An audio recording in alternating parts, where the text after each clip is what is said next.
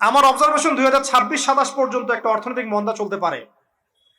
বলবে কিছু কিছু লোক যে ভবিষ্যৎবাণী করতে যাওয়া, এটা ভবিষ্যৎবাণী নয়। আপনি বর্তমান সম্পর্কে খবর রাখেন না বলেই বর্তমানকে আপনার ভবিষ্যৎ মনে হচ্ছে। আমাদের অনারেবল মিনিস্টার যারা আছেন ওদেরকে জিজ্ঞাসা করেন, তাদেরকে জিজ্ঞাসা করেন, তারাও বলছেন যে 2023 সাল থেকে 26 সাল খাদ্য মন্দার মধ্যে যান। দেখেন নাই? তারাও এই কথা বলছেন কারণ তারা বুঝতে পারছেন ওয়ার্ল্ডের অবস্থা ভালো না। এখানে একটা সলিউশন বলছি, ইচ্ছা হলে আপনি গ্রহণ করতে পারেন, ইচ্ছা হলে নাও করতে পারেন। যাকাত ইসলামিক অর্থনীতির মূল ভিত্তি। কিভাবে জানেন? ব্যবসা এবং যাকাত এটা কি করে? এটা একটা মার্কেটের মধ্যে সম্পদ ঘুরতে থাকে। আমি বুঝাচ্ছি আপনাকে। মনে করেন আপনি ব্যবসা করছেন এবং যাকাত দিচ্ছেন। যাকাত কারা দিবে? যারা যাকাতের নিসাব পরিমাণ সম্পত্তি রাখে, মানে কিছুটা ধনী তারা। তো তারা ব্যবসা করছে, মাশাআল্লাহ। ব্যবসা যখন করে, ব্যবসায় কি থাকে? লাভ থাকে, লস থাকে, লাভ থাকে, লস থাকে। লাভও হতে পারে আপনার, লসও হতে পারে। আর সুদে কি শুধু লাভ, লস আছে? লস নাই। পার্থক্য বোঝেন। এখন ব্যবসা যখন আপনি করবেন, এই টাকা বা মূল যে ক্যাপিটাল যেটা বলে অর্থনীতির ভাষায়, এটা মার্কেটের মধ্যে সার্কুলেট করতে থাকবে। আজকে আপনি ধনী, লাভ করেছেন, কালকে লস করবেন, এই ধন আরেকজনের হাতে চলে যাবে। সে আবার ব্যবসা করছে, সে লাভ করলে সম্পদ তার হাতে থাকলো, লস করলে আরেকজনের হাতে। মানে এই মানিটা, ক্যাপিটাল যেটা, এটা মার্কেটের মধ্যে ঘুরতে থাকে, ঘুরতে থাকে। আজকে কেউ ধনী, কালকে কেউ ধনী, আজকে কেউ ফকির, কালকে কেউ ধনী, এভাবে।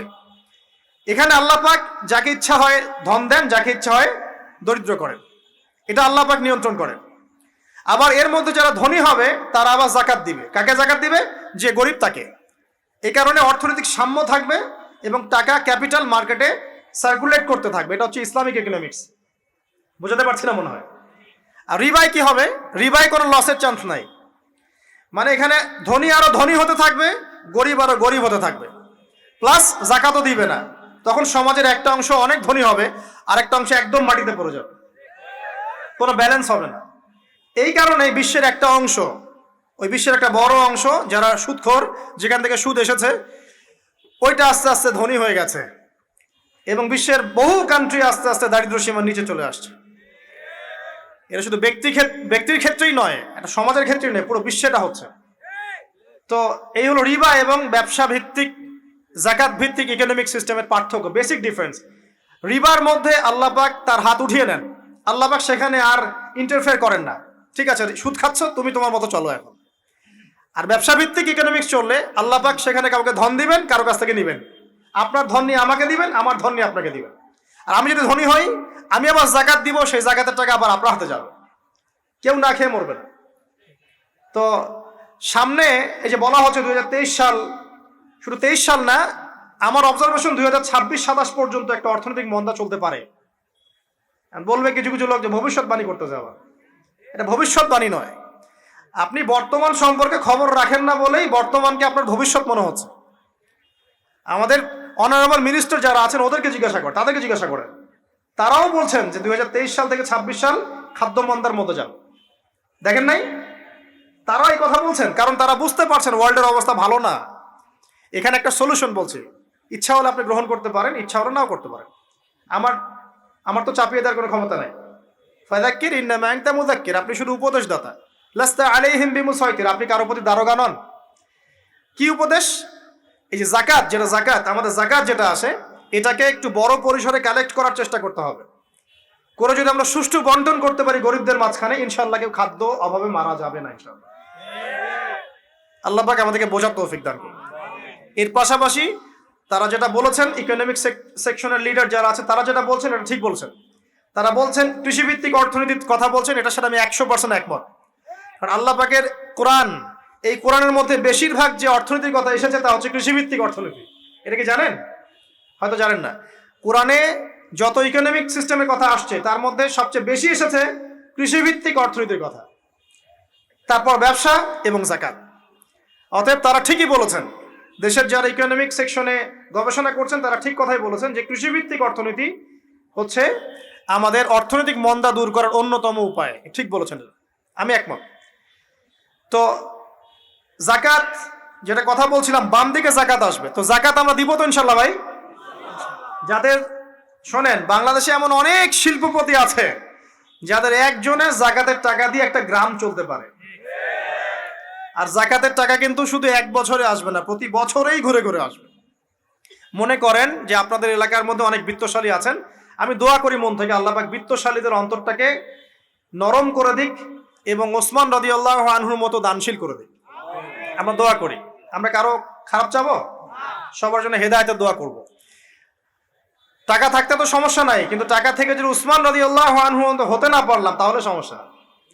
টাকা থাকতে কোনো সমস্যা নাই, ধন আপনাকে আল্লাহ দিতেই পারে। এই ধনটাকে উসমান গনি রাদিয়াল্লাহু আনহুর মতো আল্লাহর পথে বিতরণ করে দেন, ইনশাআল্লাহ আল্লাহ পাক আপনাকে জান্নাতুল ফেরদৌস দান করবেন। তো অনুরোধ থাকবে, দেখেন আপনারা যদি একটা এলাকার জাকাত কালেক্ট করতে পারেন, মনে করেন কথার কথা এখানে কিছু মেয়ে আছে যারা খারাপ পথে পা বাড়িয়েছে, আমার কথা বুঝতে পারছেন? আচ্ছা, এরকম পল্লী অনেক জায়গায় আছে না? এক বছরের জাকাতের টাকা দিয়ে সমস্ত যৌনপল্লীর মেয়েদেরকে কাজ দেওয়া সম্ভব, কর্মে আনা সম্ভব। ওদেরকে কাজের ব্যবস্থা করে দেন, ওরা কখনোই এই সেক্স ওয়ার্কারের কাজ করবে না ইনশাআল্লাহ। কোনো মেয়ে এই কাজ করতে চায় না, আমার মতে কোনো মেয়ে চায় না যে ইজ্জত বিক্রি করে খাবো, কোনো মেয়ে চাবে? কখনো চাবে না। ওকে আপনি ভালো কাজের ব্যবস্থা করে দেন এই জাকাতের টাকা দিয়ে, দেখবেন ইনশাআল্লাহ সে ওই খারাপ পথ ছেড়ে দিয়েছে। অনেক দেখবেন দরিদ্র মানুষ আছে যে পড়াশোনা করার কোনো সুযোগ নাই, টাকা পয়সা নাই, পড়াশোনা করতে চায় কিন্তু টাকা পয়সা নাই, দিনের জ্ঞান অর্জন করতে চায়, দেশকে কিছু দিতে চায়, টাকা নাই, তাকে আমরা হেল্প করতে পারি না? পারি। অনেক মানুষ আছে মাদক দ্রব্য বিক্রি করছে, তাকে বুঝান, দিনের হেদায়েত দেন যে ভাই আমি তোমাকে আরো ভালো চাকরি দিব, ভালো ব্যবসা দিব, তুমি ছাড়বা কিনা? বলবো আমি ছেড়ে দেবো ইনশাআল্লাহ। বুঝালে ছেড়ে দেবে ইনশাআল্লাহ। এই যে মেগা প্রজেক্ট যেটা কথা বলি আমরা, আত্ম উন্নয়নমূলক বলেন, যুব উন্নয়নমূলক বলেন, বা কান্ট্রি ডেভেলপমেন্টের কথা বলেন, এখানে জাকাত একটা বড় শক্তি হতে পারে। তবে এটাকে সুষ্ঠুভাবে কালেক্ট করতে হবে এবং জাকাতের যে 8টা খাত আছে এই খাতগুলোতে সুষ্ঠুভাবে বন্টন করতে হবে। অমুসলিমদেরকেও জাকাত দেওয়া যায়, জানেন? অমুসলিম যদি কেউ থাকে, দরিদ্র, তাকেও জাকাত দিয়ে সহযোগিতা করা যায়। আমরা সহযোগিতা করি না বলেই তো ওই যে পশ্চিম থেকে লোকজন এসে সহযোগিতা করে খ্রিস্টান বানাচ্ছে এখন সবাইকে। আরো বাড়বে দিন দিন, দেখেন আমরা তো সহযোগিতা করছি না। আপনার পাশে আপনার প্রতিবেশী না খেয়ে মারা যাচ্ছে, আপনি যাচ্ছেন না, এখন তো অন্য কেউ এসে যদি সাপোর্ট করে ও তো তার দলেই ভিড়বে, তখন স্বাভাবিক। এটাই হচ্ছে এখন। আল্লাহ বোঝার তৌফিক দান করুক আমাদের। বাম দিকে মাইয়াদের থাকবে কি ভাই? যাকাত। তারপরে পায়ের দিকে চলে আসবে তার আত্মীয়তার সম্পর্ক রক্ষার ইবাদত, তার এই যে অন্যান্য দান সদকা, তার নফল আমল, তার তাসবিহ তাহলিল, তার কোরআন তেলাওয়াত ইত্যাদি পায়ের দিকে চলে আসবে। এখানে একটা হাদিস এসেছে, সূরাতুল মুলক যে ব্যক্তি রাতের বেলা তেলাওয়াত করবে, কোন সূরা ভাই? তাবারাকাল্লাযী বিয়াদিহিল মুলক ওয়া হুয়া আলা কুল্লি শাইইন কাদির। এই সূরা যে ব্যক্তি রাতের বেলা করে তেলাওয়াত করবে, ইনশাআল্লাহ সূরা মুলকও কবরে তার সাথে থাকবে এবং কবর আযাব থেকে সূরা মুলক তাকে বাঁচাবে ইনশাআল্লাহ। আমি বুঝাচ্ছি যে কি অবস্থাটা হবে। এবার দুজন ফেরেশতা মাথার দিক থেকে আসবেন, আসতে চাইবেন, সালাত বলবে এখান দিয়ে আসা যাবে না, এদিক দিয়ে আসা যাবে না। ডান দিক দিয়ে আসতে চাইবেন, এদিক দিয়ে আসা যাবে না। বাম দিক দিয়ে আসতে চাইবেন, যাকাত বলবে এদিক দিয়ে আসা যাবে না। পায়ের দিক দিয়ে আসতে চাইবেন, আমলগুলো বলবে এদিক দিয়ে আসা যাবে না। তখন যাই হোক তারা আসবেন। এটা তাদের, এটা কথা কি? এটা কথাটা হচ্ছে যে সলাতের গুরুত্ব, মানে সে সলাত আদায় করেছে, সে আমার হক আদায় করেছে, আমি তার পক্ষে আছি, এটা পক্ষে বোঝাচ্ছে। রোজা বলবে আমি ওর পক্ষে আছি, তাকে আপনি কোনো শাস্তি দিবেন না, আমি তার পক্ষে আছি। আপনারা দুজন তাকে শাস্তি দিবেন না, আমি যাকাত তার পক্ষে আছি, এটা পক্ষে থাকার কথা। তারপরেও তারা আসবেন, চোখগুলো হবে নীল এবং কালো বর্ণ, নীলাপ চোখের, কালো। মুনকার নাকি উঠে বসিয়ে দেওয়া হবে। এবার 3টা প্রশ্ন। প্রথমে প্রশ্ন হচ্ছে কি, মান রব্বুক, তোমার রবকে? তখন মুমিন বান্দা বুক ফুলিয়ে বলবে রব্বি আল্লাহ, আমার রবকে আল্লাহ। পৃথিবীতে যে ব্যক্তি আল্লাহর সাথে শিরিক করে নাই, আল্লাহ তাওহীদের উপর থেকেছে এবং তার উপরে মৃত্যুবরণ করেছে, ইনশাআল্লাহ সে ব্যক্তি এর উত্তর নির্দ্বিধায় দিতে পারবে ইনশাআল্লাহ। আর দুনিয়াতে যে বা যারাই আল্লাহর সাথে শিরিক করবে, আল্লাহর সাথে শিরকের পাবে লিপ্ত হবে, ওই অবস্থায় মারা যাবে, তাওহীদের উপর থাকবে না, কোশ্চিন কালেও মান রব্বুক উত্তর দিতে পারবে না। তারপরে প্রশ্ন হয়ে যাবে মা দীনুক, তোমার দিন কি ছিল? মুমিন বান্দা উত্তর দিবে কি, দীন ইয়াল ইসলাম, আমার দিন ছিল ইসলাম। এখানে শুনে রাখেন, পৃথিবীতে যারা ইসলামকে পরিপূর্ণরূপে পালন করবে তারাই এই উত্তর দিতে পারবে ইনশাআল্লাহ।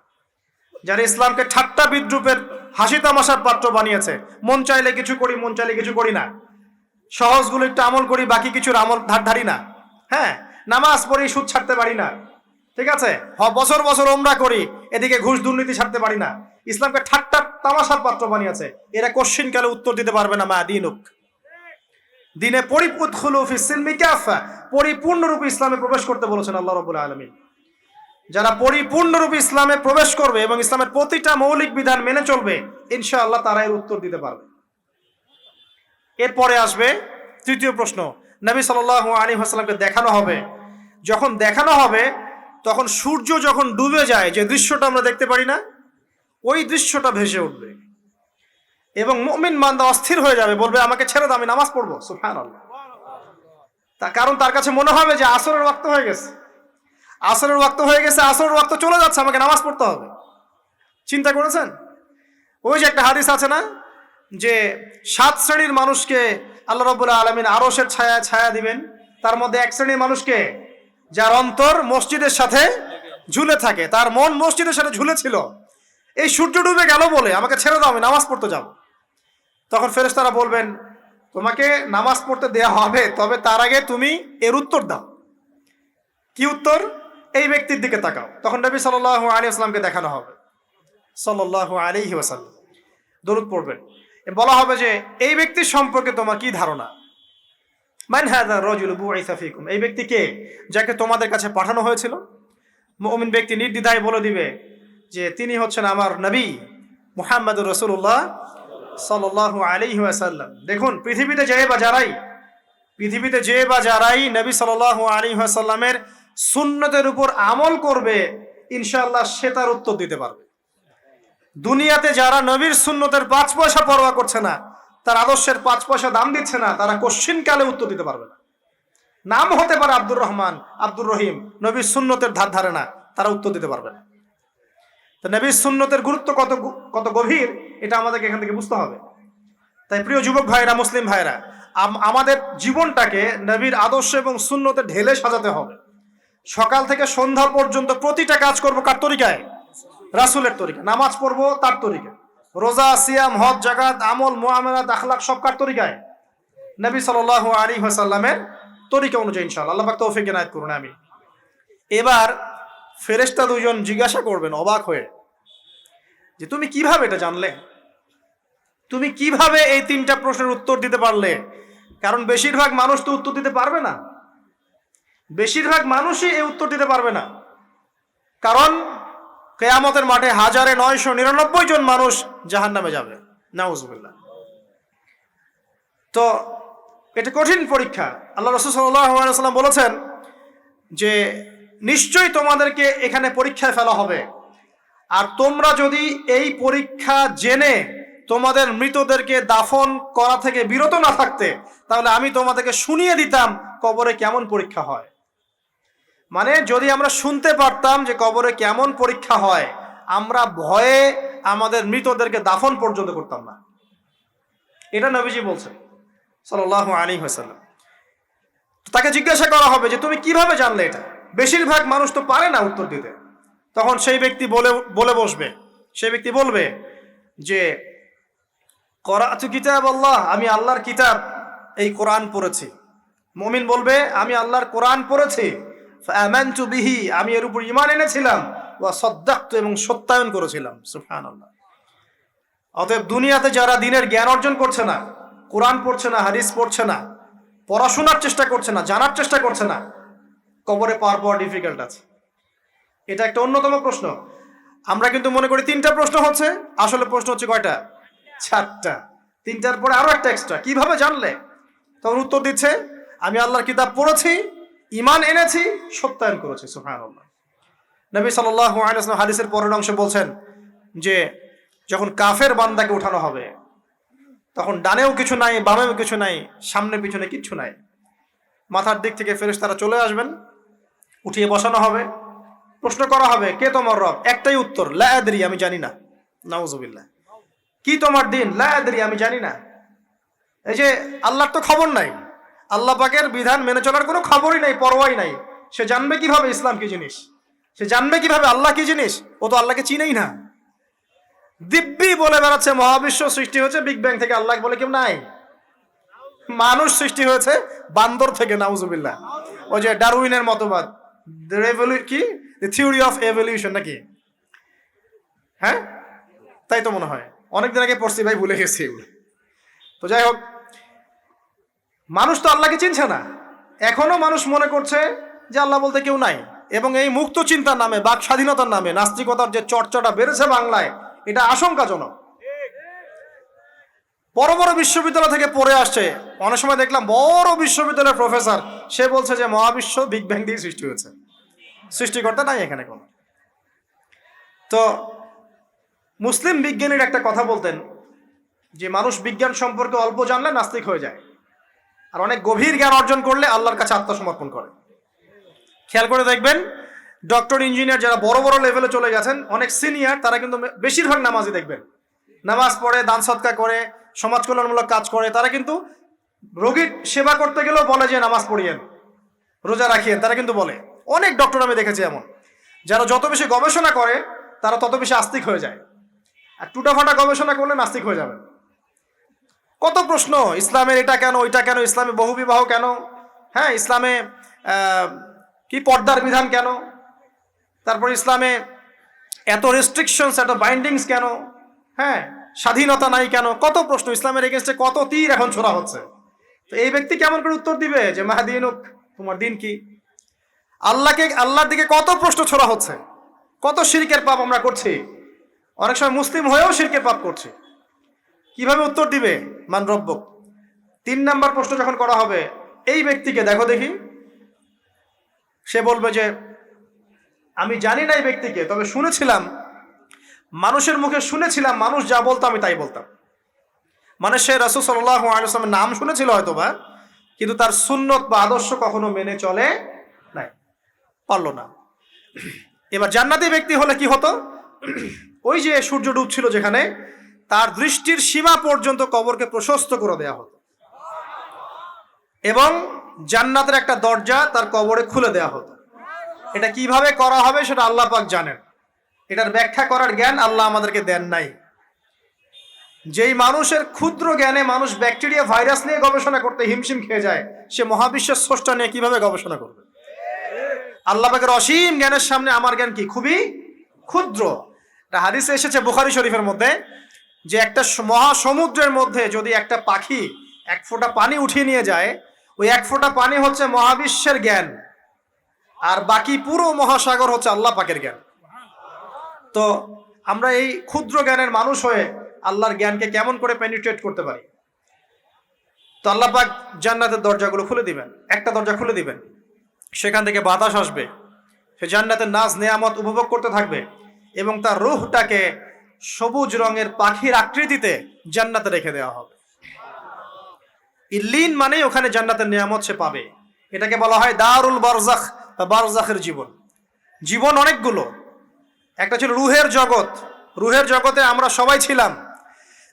শোনেন, রুহের জগতে যার সাথে যার বন্ধুত্ব, ভালোবাসা গভীর ছিল, দুনিয়াতে তার সাথে তার ভালোবাসা বেশি। এটা হয়তো জানেন না, জানতেন হাদিসটা? রুহের জগতে যদি কখনো আপনার সাথে আমার দেখা হয়ে থাকে, দুনিয়াতে আপনার সাথে আমার দেখা হবে ইনশাআল্লাহ। রুহের জগতে যদি আপনার আমার মধ্যে ঘনিষ্ঠ ভালোবাসা থেকে থাকে, এখানেও ভালোবাসা হয়ে যাবে ইনশাআল্লাহ। এটা বলে আমি আবার তোমাদের বয়ফ্রেন্ড গার্লফ্রেন্ড ভালোবাসা বুঝাই নাই, ওই ভালোবাসার কথা বলি নাই। আবার রুহের জগতে বিদ্বেষ, এখানেও দেখবেন বিদ্বেষ। ওটা একটা জগৎ ছিল যেখানে আল্লাহ পাক সমস্ত আদম সন্তানকে সৃষ্টি করে তাদের রুহটাকে রেখেছিলেন, এবং ওয়াদা নিয়েছেন। কি ওয়াদা? আল্লাহ পাক বলেছিলেন আলাস্তু বিরব্বিকুম, সূরা আরাফের 182 নম্বর আয়াত পড়ে দেখবেন, 182 নম্বর আয়াত। আল্লাহ পাক বলেছিলেন যে আমি ওয়াদা নিয়েছিলাম, আলাস্তু বিরব্বিকুম, আমি কি তোমাদের রব নই? আমরা সবাই বলেছিলাম বেলা ইয়া রব্বি, অবশ্যই আপনি আমাদের রব। দুনিয়াতে এসে আমরা ভুলে গেছি। এই ভুলে যাওয়াটা মনে করায় দেওয়ার জন্যই আল্লাহ পাক আসমানে কিতাব নাজিল করেন, নবী রাসূল পাঠান, আমাদের কান পর্যন্ত ইসলামের দাওয়াত পৌঁছে দেন, যাতে আমরা মনে করতে পারি। এবার আসেন, রুহের জগতের পর আসলাম এই যে দুনিয়ার জগৎ, দারুদ দুনিয়া। দুনিয়ার মধ্যে আছি হয়তো 50, 60, 70, 100 বছর হায়েস্ট। এরপর যাবে দারুল বারজাখ, বারজাখের জগৎ।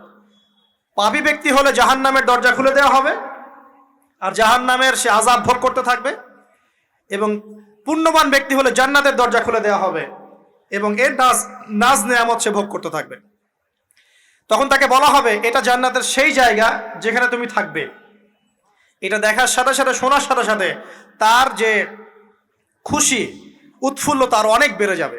এবং সে কি করবে জানেন? সে পৃথিবীতে ফিরে আসতে চাইবে। সে বলবে আমাকে আমার পরিবারবর্গকে জানাতে দেন, আমাকে আমার পরিবারবর্গকে জানাতে দেন যে আমি ভালো আছি। তখন ফেরেশতারা তাকে বলবেন যে এটা সম্ভব না, তোমার এবং তাদের মাঝে দারুল বারজাখ আছে, তুমি এটা ভেদ করে যেতে পারবে না। তখন তার আত্মাটাকে ইল্লিনে দেওয়া হবে, একটা সবুজ পাখির আকৃতিতে জান্নাতে ঘুরে বেড়াবে ইনশাআল্লাহ। আর যদি জাহান্নামী হয় তাহলে যে বললাম দরজা খুলে যাবে, জাহান্নামের মর্মান্তিক আযাব তার দিকে আসতে থাকবে। কবর সংকুচিত হয়ে আসবে এমন ভাবে যাতে তার বাম পাজর ডান পাজরের ভিতরে এইভাবে ঢুকে যাবে, নাউযুবিল্লাহ। এবং এই আযাব চলতে থাকবে ইলা ইয়াউমি ইউবআসুন, পুনরুত্থানের দিন পর্যন্ত। এখন এই যে হাদিসটা আপনারা শুনলেন, এই হাদিসটা ব্যক্তিকেন্দ্রিক নয় কি? এখানে তিনটা বিষয় আপনাকে ফোকাস করতে হবে আমাদেরকে। এক, তাওহীদ, আল্লাহ পাকের তাওহীদ। দুই, রিসালাত, রাসূলুল্লাহ সাল্লাল্লাহু আলাইহি ওয়াসাল্লামের রিসালাত। এবং আখিরাত, পরকাল। এই তিনটা বিষয় খুব স্বল্প কথায় বলছি। দেখুন, তাওহীদ কি? আল্লাহ পাকের একত্ববাদ। এক আল্লাহকে আপনি সৃষ্টিকর্তা মানবেন, রিজিক দাতা মানবেন, পালন কর্তা মানবেন, সন্তান দাতা, ভালো মন্দের মালিক, সমস্ত কিছুর মালিক কে? আল্লাহ। আল্লাহ আল্লাহ আমাকে বাঁচিয়ে রেখেছেন, আল্লাহ আমাকে মৃত্যু দিবেন, আল্লাহ আমাকে রিজিক দেন, আল্লাহ আমাকে সন্তান দিবেন, আল্লাহ আমার ভালোর মালিক, আল্লাহ মন্দের মালিক, আল্লাহ সমস্ত কিছুর মালিক। এই কনসেপ্ট পরিষ্কার থাকবে, লা ইলাহা ইল্লাল্লাহ পরিষ্কার থাকবে। সমস্ত বিষয় কার পক্ষ থেকে? আল্লাহর পক্ষ থেকে। এই তাওহীদ, শর্ট সংক্ষিপ্ত কথায় বললাম তাওহীদ। এর মধ্যে তিনটা ক্লাসিফিকেশন আছে: রুবুবিয়্যাত, উলুহিয়্যাত, আসমা ও সিফাত। এটা আপনারা কিতাবুত তাওহীদ বই থেকে পড়ে নিয়েন। সংক্ষেপে বলে দেই, রুবুবিয়্যাত আল্লাহ পাকের সমস্ত বিষয়গুলো তার দিকে সম্বন্ধ করা, সৃষ্টিকর্তা, পালনকর্তা, রিজিক দাতা সবকে আল্লাহ। উলুহিয়্যাত কি? দুনিয়াতে এসেছি আল্লাহ পাকেরই দাসত্ব করতে হবে, অন্য কারো দাসত্ব চলবে না, তাওহীদ উলুহিয়্যাত। আসমা ও সিফাত কি? আসমা সিফাত মানে হচ্ছে আল্লাহ পাকের নাম গুণাবলীগুলো আছে। আল্লাহ পাক রহমান, আল্লাহ পাক রাহিম, আল্লাহ পাক রাজ্জাক, হ্যাঁ, আল্লাহ পাক গফুর, আল্লাহ পাক শদীদুল ইকাব। সমস্ত গুণাবলী কার? আল্লাহ। এই হলো আসমা ও সিফাত। আল্লাহ পাক যেমন, আল্লাহ পাক তেমন, আল্লাহ পাক নিজের মতো, কারোর সাথে তুলনীয় নন। হুয়াল্লাহু আহাদ, একক। আল্লাহুস সামাদ, তিনি অমুখাপেক্ষী। লাম ইয়ালিদ ওয়া লাম ইউলাদ, তিনি জন্ম দেননি, জন্মিতও নন। ওয়া লাম ইয়াকুল লাহু কুফুয়ান আহাদ, তার সমতুল্য আর কিছুই নাই। আল্লাহ থেকে সবকিছু হয়, এটাই হলো তাওহীদ। এখন এর অপোজিশন কি? শিরক। তাওহীদের বিরুদ্ধে গেলে কি হয়ে যাবে? শিরক। কেউ যদি মনে করে যে আল্লাহ ছাড়া কেউ আমাকে জীবন দিতে পারে, আল্লাহ ছাড়া কেউ আমাকে মারতে পারে, আল্লাহ ছাড়া কেউ আমাকে রিজিক দিতে পারে, অথবা আল্লাহ ছাড়া কেউ সন্তান দিতে পারে, আল্লাহ ছাড়া অন্য কারো কাছে কেউ যদি দোয়া করে, আল্লাহ ছাড়া অন্য কারো জন্য নজর মানত করে, আল্লাহ ছাড়া অন্য কারোর নামে কসম খায়, আল্লাহর হালালকে হারাম করে দেয়, আল্লাহর হারামকে হালাল করে নেয়, ঠিক আছে? আল্লাহ থেকে শুভ অশুভ আসে না, শুভ আল্লাহর পক্ষ থেকে আসে, অশুভ শয়তানের পক্ষ থেকে আসে, এমনও যদি কেউ মনে করে, শুভ অশুভ দুটোই আল্লাহর পক্ষ থেকে আসে, কিন্তু কেউ যদি মনে করে না শুভগুলো আল্লাহর পক্ষ থেকে, অশুভগুলো শয়তানের পক্ষ থেকে, এমনও যদি মনে করে, শিরক হয়ে যাবে। মুসলিমরা চলাফেরায় শিরক করছে। এখন মুসলিমরা আল্লাহ ছাড়া অন্য কারো কাছে চাচ্ছে, মুসলিমরা অনেকে কবরে সেজদা করছে, মুসলিমরা অনেকেই মৃত মানুষের কাছে দোয়া করছে, হাতে বালা পরে আছেন, খোলেন না। কেন খোলেন না? ভয়ে যদি আপনার ক্ষতি হয়, শিরক। মুসলিমরা দেখবেন আগুনের সামনে মাথা নত করছে, মুসলিমরা এখন মেডিটেশন করে, ধ্যান করে, মুসলিমরা জিনকে তাবে করতেছে। অনেক সময় দেখা যায় মুসলিমরা জাদু করতেছে, জাদুবিদ্যা, কুফরি কালাম করছে না? করছে। সবই শিরক, সবই শিরক। মুসলিমরা দেখবেন আল্লাহর হালাল যেগুলো আছে এগুলোকে হারাম করে ফেলছে, আবার অনেক সময় আল্লাহর হারামগুলোকে হালাল করে নিচ্ছে। সুদ কি ভাই? এখানে ফরজ, হালাল করে নেওয়া হয়েছে। মদ কি? তোমাদের কাছে তো ওয়াজিব, না খাইলে ঘুম হয় না। তো এই যে আল্লাহর হারামগুলোকে কি করছি আমরা? হালাল করে ফেলছি, এটাও শিরক, কুফরি একটা। তো এক কথায় তাওহীদের উপর যারা থাকবে মান রব্বুক উত্তর দিতে পারবে ইনশাআল্লাহ। যারা শিরিক করে ফেলবে ওই অবস্থায় মারা যাবে, মান রব্বুক উত্তর দিতে পারবে না। আমার কথা কি বোঝা যাচ্ছে? আমি সহজ করার চেষ্টা করছি কিন্তু হয়তো পারছি না, এটা আমার ব্যর্থতা। এক কথায় যদি আমরা কবরের প্রথম প্রশ্নের উত্তর দিতে চাই তাহলে আমাদেরকে অবশ্যই তাওহীদের উপর থাকতে হবে, শিরকে যাওয়া যাবে না। প্রিয় ভাইরা, শিরকের পাপ থেকে আজকে তওবা করে ফেলবেন। আল্লাহ জেনে না জেনে জীবনে যত শিরক করেছে আল্লাহ মাফ করে দাও, আমিন। এবং আগামী দিনগুলোতে শিরকের পাপে লিপ্ত হয় না। প্রিয় ভাইরা, যদি আপনার আমল নামায় আসমান জমিন সমানও পাপ থাকে, শিরকের পাপটুকু না থাকে, আল্লাহ পাক আপনার পুরো পাপ মাফ করতে পারবেন ইনশাআল্লাহ। আল্লাহ পাক বলেছেন মেরাজের রাতে নবী সাল্লাল্লাহু আলাইহি ওয়াসাল্লামকে আরশে আজিমের কাছে উঠিয়ে নিয়ে আল্লাহ পাক 3টা ওহী করেছেন। কয়টা ওহী? একটা ছিল 5 ওয়াক্ত নামাজ, ঠিক আছে। 2টা হচ্ছে 2 নাম্বার হচ্ছে সূরা বাকারার শেষের 3টা আয়াত। 3 নাম্বার একটা ওয়াদা, একটা প্রতিশ্রুতি। সেটা কি? হে মুহাম্মদ সাল্লাল্লাহু আলাইহি ওয়াসাল্লাম, তোমার উম্মতের মধ্যে কেউ যদি আসমান জমিন সমান পাপ নিয়ে আমার সামনে হাজির হয় কিন্তু আমার সাথে কাউকে শরিক না করে, শিরক না করে, তাহলে আমি আল্লাহ তার সামনে আসমান জমিন সমান ক্ষমা নিয়ে হাজির হব, মানে মাফ করে দেওয়া হবে ইনশাআল্লাহ। অতএব শিরকের পাপে যায়েন না, ইনশাআল্লাহ জান্নাতে যাওয়া যাবে। যে ব্যক্তি মন থেকে একবার লা ইলাহা ইল্লাল্লাহ পড়েছে, সমস্ত বিষয় আল্লাহর দিকে সুপর্দ করে, তার অন্যান্য অনেক পাপ থাকতে পারে, আল্লাহ পাক চাইলে সব পাপ মাফ করতে পারে। অতএব মান রব্বুক উত্তর দিতে চাইলে শিরকের পাপে যাওয়া যাবে? যাবে না। আধুনিক শিরকের মধ্যে সবচেয়ে ভয়ঙ্করটা হচ্ছে এটা যে আমরা আল্লাহর হালালকে হারাম করে নিচ্ছি, হারামকে আবার হালাল করে ফেলছি। এখানে যায়েন না। সবকিছু আল্লাহ থেকে আসে, দোয়া আল্লাহর জন্য করবেন, নামাজ আল্লাহর জন্য, সবকিছু ইবাদত আল্লাহর জন্য, দ্বীনি ইলম অর্জন আল্লাহর জন্য। প্রতিটা কাজের করার আগে নিয়াত ফিক্স করবেন, কেন করব? পরকালীন স্বার্থ থাকলে করব, না হলে করব না। কেন তুমি টিকটকে যাবা না? কারণ পরকালীন কোনো স্বার্থ নাই। কেন তুমি ফ্রি মিক্সিং অ্যাফেয়ার্সে যাবা না? কারণ পরকালীন কোনো স্বার্থ নাই। কেন মদ খাবা না? পরকালীন কোনো স্বার্থ নাই। কেন মিউজিকে যাচ্ছ না? কারণ পরকালীন কোনো স্বার্থ নাই।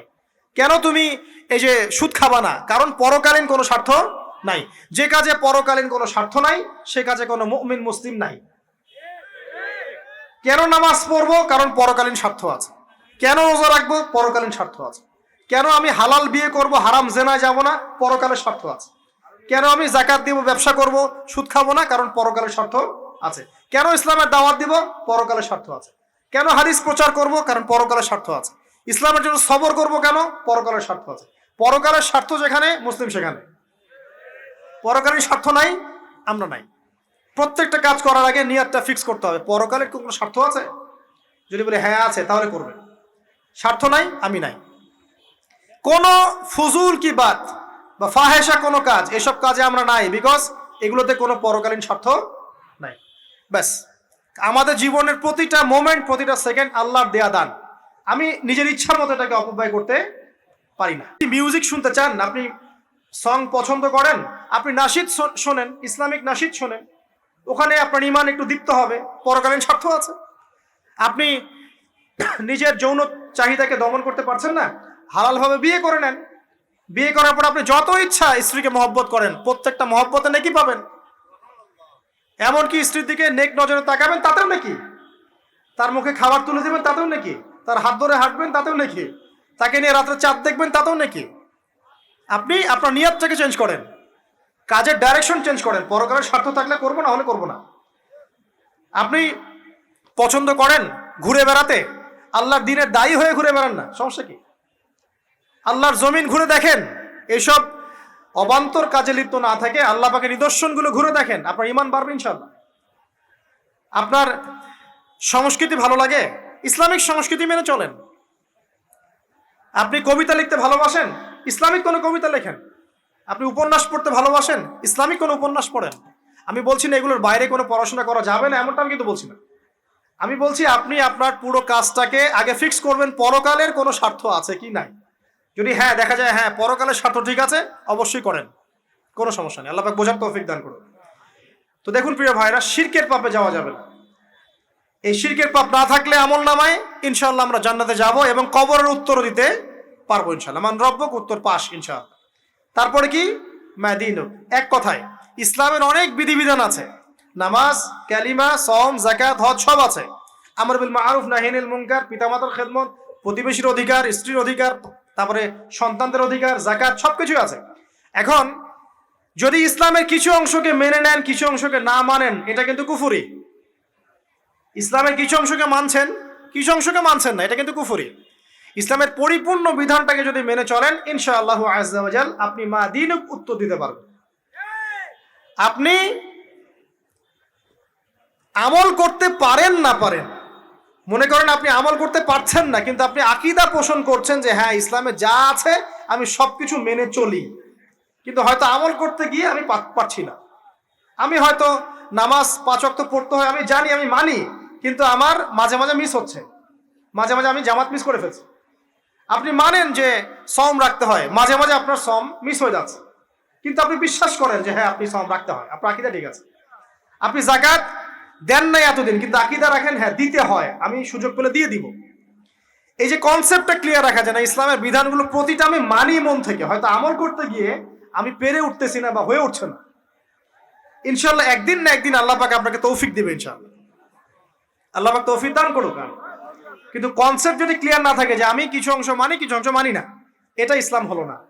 উদখুলু ফিস সিলমি কাফা, পরিপূর্ণরূপে ইসলামে প্রবেশ করেন। দিনই বোন অনেকে আছে পর্দা হয়তো করতে পারছে না, কিন্তু মনে করে, বিশ্বাস করে যে পর্দা করতে হয়, এটা ফরজ। ইনশাআল্লাহ আল্লাহ চাইলে ওকে একদিন তৌফিক দিবে ইনশাআল্লাহ। হয়তো এখন মুখ খোলা আছে, হয়তো বা আগে গেঞ্জি টি শার্ট পরে ঘুরতো, এখন সেলোয়ার কামিজ পরছে, ঢিলে ঢালা জামা পরছে, এখনো বোরখা পরছে না। ওকে তুচ্ছ তাচ্ছিল্য করার দরকার নাই আপাতত, ওকে আরো বুঝান, আরো নরম হন, আরো বুঝিয়ে সুঝিয়ে ইসলামের দিকে আনার চেষ্টা করেন। এতদূর এসেছে, ওই পর্যন্ত যাবে ইনশাআল্লাহ। কারণ ও বিশ্বাস করে হ্যাঁ পর্দা করতে হয়, আমি মানি পর্দা করতে হয়, কিন্তু আমি এখন করতে পারছি না, ইনশাআল্লাহ করব, আল্লাহ পাক চাইলে তৌফিক দিবেন ইনশাআল্লাহ। তো এই যে বিষয়টা, যে ইসলামকে মনে আগে ধারণ করা, যে না আমি মানি ইসলামের প্রত্যেকটা বিধান ঠিক আছে। চুরি করলে চোরের হাত কাটতে হয়, ইসলাম বলেছে। ডাকাতি করলে শাস্তি আছে, জেনা যদি কেউ করে 100 বেত্রাঘাত, মদ খাইলে 40টা বেত্রাঘাত, ব্যভিচার যদি করে কেউ, এই পরকীয়া করে বিবাহিত ব্যক্তি, রজম, এগুলো কেসাস। একজন একজনকে হত্যা করলে তাকেও কেসাস করতে হয়। এই বিধানগুলো আছে। এখন আপনি বলতে পারেন আমি এই ওয়ার্ল্ডের প্রেক্ষাপটে এটাকে বাস্তবায়ন করতে পারছি না, কিন্তু আমি বিশ্বাস করি ইসলামে বিধানগুলো আছে, এটা আল্লাহর বিধান। ইনশাল্লাহ আপনি মাফ পেয়ে যাবেন, ইনশাল্লাহ আল্লাহ চাইলে আপনি মাফও পেয়ে যাবেন। কিন্তু যদি মনে করেন না এই যুগের এগুলো চলেই না, আমি আল্লাহ পাকের এসব বিধান কিচ্ছু মানি না, আমি যে বিধান বুঝি এটাই চূড়ান্ত, তাহলে খবর আছে, তাহলে মা দিনুক উত্তর দিতে পারবেন না। তো বুঝেন, বিষয়টা বোঝেন, আকীদাটা ক্লিয়ার করেন যে না আমি পারতেছি না, এটা একটা বিষয়, কিন্তু আমি বিশ্বাস করি ইসলামের এগুলো অংশ, হয়তো আমি এখন পারছি না, ইনশাল্লাহ ভবিষ্যতে পারবো। আল্লাহ চাইলে আপনাকে তৌফিক দেবে ইনশাআল্লাহ। আমরা দোয়া করি আল্লাহ পাক আমাদেরকে পরিপূর্ণরূপে ইসলামে প্রবেশ করার তৌফিক দান করুন। আর সর্বশেষ কি, এটা যদি করতে পারে মা দিনুক উত্তর দিতে পারবে। মান নবীকে উত্তর কখন দিতে পারবে? যখন একজন ব্যক্তি সারা জীবন নবী সাল্লাল্লাহু আলাইহি ওয়াসাল্লামের সুন্নতের উপর আমল করতে পারবে। এই যে ঘুম থেকে উঠলেন, ব্যাস ব্রাশটা নিয়ে দৌড়ে চলে গেলেন বাথরুমে, কি জন্য? ঘুম থেকে উঠলেন, আগে চোখটা একটু ঘষতে হবে, মুখে হাত দিতে হবে, তারপরে আপনি দোয়া পড়বেন। কি দোয়া পড়বেন? আলহামদুলিল্লাহিল্লাযী আহইয়ানা বা'দা মা আমাতানা ওয়া ইলাইহিন নুশুর। তারপরে আপনি যাবেন বাথরুমে। দোয়াটা না পড়ে কেন গেলেন? ঘুমাচ্ছেন, ঘুমানোর আগে আপনি অবশ্যই বলবেন। ঘুমানোর আগে একদম একটা গান শুনে, একটা গার্লফ্রেন্ডের সাথে 10টা মিনিট কথা বলে হ্যাঁ জান রাখি, ব্যাস, তারপরে ঘুমিয়ে গেলেন। ঘুমটা আপনার জন্য ইবাদত হলো না? হারামে লিপ্ত হতেন না? আল্লাহুম্মা বিইসমিকা আমুতু ওয়া আহইয়া পড়তেন, সূরা মুলক পড়তেন, সূরা কাফিরুন পড়তেন, সূরা ফালাক নাস ইখলাস পড়তেন, ঘুমিয়ে যেতেন। পুরো ঘুমটাই ইবাদত, পুরো ঘুমটাই নাকি? ঘুমিয়ে আছেন নাকি পাচ্ছেন? আপনি ইচ্ছাকৃতভাবে আপনার আমলটা নষ্ট করলেন। ইস্তেঞ্জা করতে গেছেন, ইস্তেঞ্জা করতে গিয়ে গান শুরু করে দিল বাথরুমে। বাথরুম সিঙ্গার আছে না কিছু? বাথরুমে গান গাওয়ার জায়গা নাকি? তো ওখানে গান শুরু করলো। বাথরুমে গান গাবেন কেন? আপনি ঢোকার সময় বলবেন কি বিসমিল্লাহ আল্লাহুম্মা ইন্নী আউযু বিকা মিনাল খুবসি ওয়াল খাবাইস, এরপর ইস্তেঞ্জা করবেন, তারপরে আপনি গুফরানাকা বলে বের হয়ে আসবেন। পুরো ইস্তেঞ্জার সময়টুকু নাকি? নামাজ পড়তে দাঁড়িয়েছেন, এখানে রিয়া কোনো লৌকিকতা থাকবে না, লোকজন আমাকে দেখছে আমি ভালো করে নামাজ পড়ি, এমন থাকবে না। নামাজে দাঁড়িয়েছেন আল্লাহর জন্য খালেস, এখন আল্লাহ আপনার মাঝখানে আর কেউ নাই, আল্লাহ আপনার মাঝখানে আর কেউ নাই। এমনকি যা ইচ্ছা তাই নামাজ পড়বেন? একদল বের হয়েছে এখন দেখি 2 ওয়াক্ত নামাজ পড়ে, তাদের বক্তব্য হচ্ছে যে 5 ওয়াক্ত নামাজ নাকি কোরআনে নাই, আর ওরা খালি কোরআন মানে হাদিস নাকি মানে না। কত যে ফেরকা এখন বেরোচ্ছে আল্লাহ ভালো জানে। তো 5 ওয়াক্ত নামাজ কোরআনে নাই বলে, সুবহানাল্লাহ। তো 2 ওয়াক্ত নামাজ পড়ে। তো এখন নামাজ কি মন গড়া ভাবে পড়লেই হবে? ফজরের নামাজে দাঁড়িয়েছেন, ফজর নামাজ কয় রাকাত? 2 রাকাত। এখন আমি যদি বলি নামাজ তো ভালো কাজ, 2-এর জায়গায় 4 পড়লে কি সমস্যা ফজরে? যদি এমনটা বলি হবে? কেন হবে না? কারণ নবী সাল্লাল্লাহু আলাইহি ওয়াসাল্লাম 2 পড়েছেন, আমাকে 2 পড়তে হবে, সিম্পল। 4 পড়লে আপনার নামাজ বাতিল। ফজরের নামাজ 4 রাকাত পড়লে নামাজ কি বাতিল হবে না? মাগরিবের নামাজে দাঁড়িয়েছেন 3 রাকাত নামাজ, তখন আপনি মনে চিন্তা করছেন না 3-এর জায়গায় আমি 4 পড়বো, 5 পড়বো। নামাজ তো ভালো জিনিস, বেশি করলে কি সমস্যা? সবকিছু বেশি করতে হয় না। রাসূলুল্লাহ সাল্লাল্লাহু আলাইহি ওয়াসাল্লাম যা দিয়েছেন তাই করতে হয়, এর নাম সুন্নত। বাইরে গেলে হবে কি? বেদাত। প্রত্যেকটা কাজ খেয়াল করতে হবে। তো প্রত্যেকটা আমল এভাবে। নামাজ, এই যে রোজা, রোজা রাখবেন রমজান মাসে, রোজা রাখলে এটা ফরজ। আর আপনি চিন্তা করেন রোজা তো ভালো জিনিস, আমি রমজানেও রাখবো, শাবান পুরো 2 মাসে রাখবো, হবে? দেখেন নফল বিষয়টা আলাদা, আমি ফরজের কথা বলছি। কেউ যদি মনে করে ফরজ রোজা আমি 2 মাসই রাখবো, রমজানও রাখবো, শাবানও রাখবো, রোজা ভালো জিনিস করলে কি সমস্যা হবে? হবে না। এভাবেই হজ, হজ করতে হয় ওইখানে আরাফার মাঠে। আপনি মনে করেন কুড়িগ্রামে হজের একটা জায়গা বানাইলাম আমরা, মনে করেন কথার কথা, এমনও কিন্তু জায়গা আছে মানুষ অন্য জায়গায় হজ করে, কিন্তু আপনি ভাবছেন এমনি এমনি বলছি। এমন অনেক ফেরকা আছে মুসলিমদের মধ্যে, মুসলিম নামধারী, এগুলো মুসলিম না, হজেরও জায়গা বানাইছে আলাদা, ওখানে হজ করে, ওখানে তাওয়াফ করে। এখন হজ যেখানে করতে হবে ওখানে না করে যদি এখানে করি হবে? হবে না। যাকাত দেওয়ার একটা লিমিট আছে, এইটুক দিতে হবে। আপনি এখন কম দিলেন হবে, আবার দিলেন না আমি একদম বেশি দিয়ে ফাটায় ফেলাবো একেবারে, সেখানে হবে? তো এই জিনিসগুলো খেয়াল রাখতে হবে যে আমাদের এক কথায় নবী সাল্লাল্লাহু আলাইহি ওয়াসাল্লামের সুন্নাহটা মেনে চলা। আমলের ক্ষেত্রেও একইভাবে, আপনার অর্থনৈতিক জীবনেও নামাজ, রোজা, হজ, যাকাত আপনার পারফেক্ট। এবার আপনি এসেছেন অর্থনীতির ক্ষেত্রে, এসে মাশাআল্লাহ দাড়ি টুপি জুব্বা নিয়ে মাপে কম দিচ্ছেন, চলবে? দাড়ি টুপি জুব্বা আছে, মানুষকে ঠকাচ্ছেন, মজুদ করছেন, সিন্ডিকেট করছেন, অনেক সময় সরকারকে বিব্রত করে ফেলছেন, মাল মজুদ করছেন, দাম বেড়ে যাচ্ছে, বিব্রত হচ্ছে সরকার, হবে? দাড়ি টুপি পাগড়ি জুব্বা পরে, ভিতরটা আগে। ইমান ভিতরে না থাকলে দাড়ি টুপিতে লাভ আছে? তাকওয়া ভিতরে না থাকলে আমার দাড়ি টুপিতে লাভ আছে?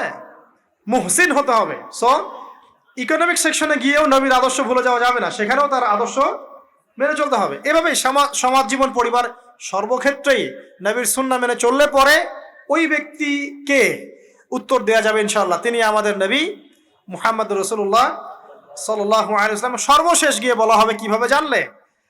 তখন উত্তর কি দিবে? মুমিন, আমি আল্লাহর কিতাব পড়েছি, ঈমান এনেছি, এরপরে আমি সত্যায়ন করেছি। তার মানে পড়াশোনা করতে হবে না ভাই, আল্লাহর কিতাব পড়তে হবে না? কারা কারা আল্লাহর কিতাব পড়তে জানেন হাত তোলেন। আলহামদুলিল্লাহ। আগামী রমাজান আসার আগেই পুরো কোরআন এক খতম করবেন, পারা যাবে ইনশাআল্লাহ? এবং প্রত্যেক দিন আমাকে ওয়াদা করেন, প্রত্যেক দিন 1 পারা করে কোরআন তেলাওয়াত করব, পারবেন ইনশাআল্লাহ? না বলেন পারবো ইনশাআল্লাহ? পারবো ইনশাআল্লাহ। আল্লাহ পাক তৌফিক দান করুন, আমিন। কোরআন পড়তে হবে, শুধু কি জাস্ট তোতা পাখির মতো পড়েই যাবেন সারা জীবন? অর্থটা একটু বোঝার চেষ্টা করবেন না ভাই? করা উচিত না? করা উচিত। যদি আপনার সামর্থ্য থাকে আপনার অবশ্যই করা উচিত। সামর্থ্য নাই, বয়স হয়ে গেছে, পারেন না, সেটা আলাদা বিষয়। সামর্থ্য আছে আপনার অবশ্যই উচিত। আলহামদুলিল্লাহি রাব্বিল আলামিন মানে কি? আর রহমানির রহিম মানে কি? মালিকি ইয়াউমিদ্দিন বলছি, এটা মানে কি? ইয়াকা না'বুদু বলছি, ওয়া ইয়াকা নাস্তাঈন, এর অর্থ কি? ইহদিনাস সিরাতাল মুস্তাকিম মানে কি? সিরাতাল লাযীনা আন'আমতা আলাইহিম গায়রিল মাগদুবি আলাইহিম ওয়ালাদ-দালিন, কি অর্থ, কি বললাম? নামাজে এটার অর্থ জানলে মনোযোগ কি ডানে বামে যাবে? যাবে না ইনশাআল্লাহ। এই যে আল্লাহ পাক বলছেন, ইয়া আইয়ুহাল্লাযীনা আমানুত্তাকুল্লাহ, হে মুমিনগণ আল্লাহকে ভয় করো, হাক্কা তুকাতিহি ওয়া লা তামুতুন্না ইল্লা ওয়া আনতুম মুসলিমুন, তোমরা এমন ভাবে আল্লাহকে ভয় করো, ভয় করার মতো ভয় করো, এবং পরিপূর্ণ মুসলিম না হয়ে মৃত্যুবরণ করো না। এর অর্থটা জানলে ভালো লাগলো না? বুঝতে পারলাম না কোরআনটা? আল্লাহ বলছেন ওয়াদারু মা বাকিয়া মিনা রিবা, সুদের অবশিষ্ট অংশ ছেড়ে দাও। ওয়া ইল্লাম তাফআলু ফাআযানু বিহারবিন মিনাল্লাহি ওয়া রাসূলিহি, যদি না করো আল্লাহ এবং রাসূলের সাথে যুদ্ধের ঘোষণা শুনে রাখো। অর্থ জানলে হেদায়েত পাওয়া যায় না?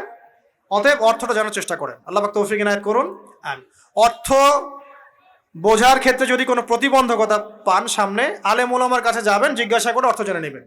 নিজে নিজে আবার মন করা ব্যাখ্যা করতে যায় না। কোরআন বুঝতে গেলে হাদিস লাগবে, হাদিসগুলো পড়তে হবে। হাদিসের কিছু বই কিনবেন, রিয়াদুস সালেহিন, ফয়জুল কালাম, এই যে আপনারা পড়েন, মুনতাখাব হাদিস পড়েন, ঠিক আছে, বুলুগুল মারাম মিন আদিল্লাতিল আহকাম, মিশকাতুল মাসাবি, এই বইগুলো বাসায় রাখবেন। এরপরে আস্তে আস্তে কিনবেন আবু দাউদ, তিরমিজি, নাসাই, এগুলো কিনবেন। পরে গিয়ে বুখারী মুসলিমের অনুবাদ কিনবেন, আগে কিনবেন না। এগুলো কঠিন হাদিস, এগুলো আগে পড়লে আপনি মাথাটা আপনার কিন্তু ঘুরতে থাকবে। তো আগে আগে কি ক্লাস 8-এ পড়বেন না আগে এইচএসসি দিবেন? আগে ক্লাস 7-8 পার করে যান, তারপর ওইদিকে যান। আল্লাহ বোঝার তৌফিক দান করুন। প্রিয় ভাইরা, ইলম অর্জন করতে হবে। ইলম অর্জন করলে পরে আপনি তালেবে ইলম, তালেবে ইলমের পায়ের নিচে আল্লাহর ফেরেশতারা পাখা বিছিয়ে দিবে ইনশাআল্লাহ তাআলা।